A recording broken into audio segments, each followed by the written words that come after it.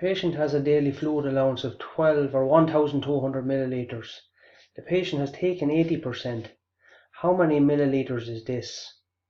Well, one way of doing this is to get 1%. If we get 1% first.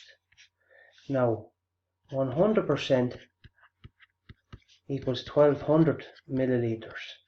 So if we divide both of these here by 100, 100 into 100 gives us 1% equals, and dividing this by 100, knock off those two there. So 1% in this situation, 1% is 12 milliliters. The patient has taken 80%. Now how many milliliters is that? Well, you see, to go from 1 to 80, we multiply by 80. So to go from 12 to, if we know that 1% is 12 milliliters, well, how many milliliters is 80%? We multiply the 12 by 80 and we'll have our answer.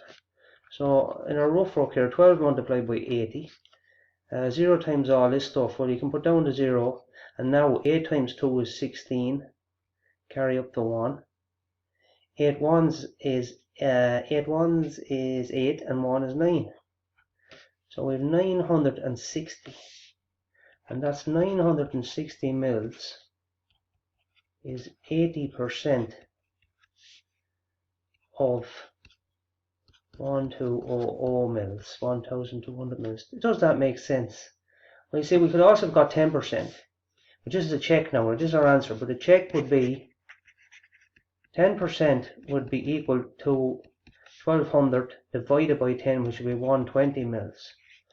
And if we multiply that by 8, we should come to 960. Right, 120 multiplied by 8.